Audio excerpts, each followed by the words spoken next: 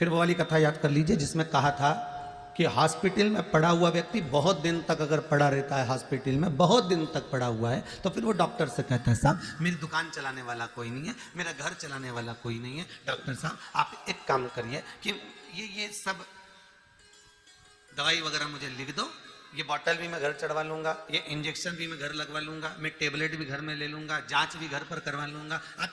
अब मैं यहाँ हॉस्पिटल में नहीं रह सकता, अब मैं नहीं भोग सकता, अब मुझे आप थोड़ी सी दवाई लिख दो, आप पर्चा बना दो, मैं इसको लेकर चले जाता हूँ और अब मैं वहां पर घर पर सब ले लूंगा, घर भी देख लूंगा, दुकान भी चला लूंगा और घर को भी साथ। आप मुझे थोड़ी सी दवाई आप लिख दीजिए, थोड़ा सा आप मुझे लिख दीजिए। आपको जो लिखना है, बॉटल लिखना है बॉटल, औषधि लिखना है औषधि, जो भी आप लिख रहे हैं मुझे लिखकर दे दीजिए, मैं उसको घर पर चढ़वा लूंगा। डॉक्टर ने कहा हम छोड़ तो देंगे, हॉस्पिटल से छुट्टी भी दे देंगे आपको, मना नहीं है महाराज, हॉस्पिटल से हम छुट्टी भी दे देते हैं आपको और हम आपको भेज भी देते हैं।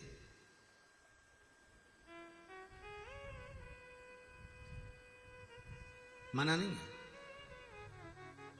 पर इतनी बीमारी के बाद में आप एकदम जाकर दुकान मत बैठ जाना, नहीं बैठूंगा, आप तो दो।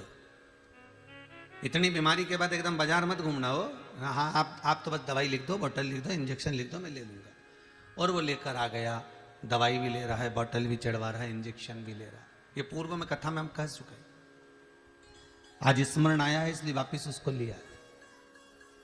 अब घर पर आकर अपने दवाई गोली ली, इंजेक्शन लगवाया, बोतल चढ़वाई, अब घर पर ट्रीटमेंट ले रहे हो तो ठीक हो रहा है। उसी तरह हम जो कर्म कर कर जाते हैं और ऊपर जाकर नरक के किसी बेड पर जाकर पड़ जाते हैं, नरकों का भोग हम भोग रहे होते हैं, इतना नरक भोग लिया होता है, इतना नरक भोग लिया होता है कि अब ये जीवात्मा तड़पती है। और जब जीव आत्मा गरुड़ पुराण में लिखा है इतनी तड़पती है, तो ये परमात्मा से कहती है कि अब मुझे क्षमा कर दो, मुझे अब वापस जन्म दे दो, मुझे मृत्यु लोक में भेज दो, बाकी की गोली दवाई में नीचे खा लूंगा,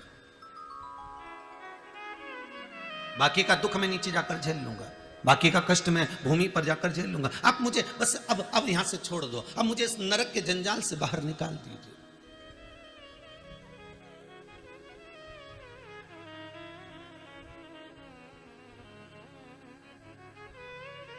और इस नरक से मुझे जब आप बाहर निकाल देंगे, इस नरक से आप मुझे जब छोड़ देंगे, मैं मृत्यु लोक में जाकर जो थोड़ी बहुत ट्रीटमेंट है, थोड़ी बहुत दवाई, थोड़ी बहुत बोतल, थोड़े बहुत इंजेक्शन लेते रहूंगा। तो यहाँ मृत्यु लोक में कई लोग कहते हैं महाराज जी ये तो बताओ कि हमने पूर्व में कौन सा कर्म किया जो आज आकर हम भोगना है। ये भोग क्यों रहे? क्योंकि ऊपर नहीं भोग पाए पूरा, तो नीचे आकर भोगना पड़ रहा है। वहां से हाथ पैर जोड़ के तुम छुट्टी करा के लिया है क्या? हमें अब हॉस्पिटल में नहीं रहना, हमारी तो छुट्टी करो, हम तो नीचे जाके बोतल चढ़वा लेंगे, हम तो नीचे जाके इंजेक्शन ले लेंगे, हम नीचे जाके ट्रीटमेंट सब करवा लेंगे, पर आप हमें छोड़ो। भगवान ने भी कह दिया, जैसे हॉस्पिटल छुट्टी करा कर ले आते हो, ठीक नहीं हुए तो भी छुट्टी करा कर लिया, उस नरक से भी जीव त्राही त्राही करता है, बहुत रोता है, बिलखता है, चरणों में पड़ जाता है, विनती करता है कि मुझे इस जंजाल से मुक्त कर दो, और भगवान उसको मुक्त कर कर भेज भी देता है। तो भगवान कहता है दवाई तो लेना पड़ेगी ना, तो कि नीचे जाकर ले लूंगा। तो ये जो हमें दुख मिलता है, ये तकलीफ आती है, जो कष्ट मिल रहा है, जो बीमारियां आ रही हैं, जो तकलीफें आती हैं, ये हमारा पूर्व का कर्म का भोग हमको मृत्यु लोक में जाकर भोगना पड़ता है,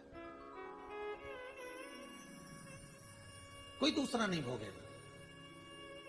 बार बार आपको कथा में कहा, आपकी कमाई का भोग पत्नी भी भोगेगी, आपकी कमाई का भोग आपके बच्चे भी भोगेंगे, आपकी कमाई का भोग आपकी बहू भी भोगेगी, आपकी कमाई का भोग आपके पोता पोती भी भोगेंगे, आपकी कमाई का भोग आपकी बेटी भी भोगेगी, आपकी कमाई का भोग आपका जमाई भी भोगेगा, आपकी कमाई का भोग आपके नाती पंती भी भोगेंगे, आपकी कमाई का भोग आपके भाई बंधु कुटुंब वाले भी भोगेंगे। पर कर्म का भोग तुझे अकेले ही भोगना है। जैसा कर्म करोगे उसके अनुसार तुम्हें भोगना है। झूठ तुमने बोला, छल तुमने करा, बेईमानी तुमने करी, प्रपंच तुमने करा, जो कुछ भी करा तुमने करा, तो भोगना भी तुम्हें अकेले को है।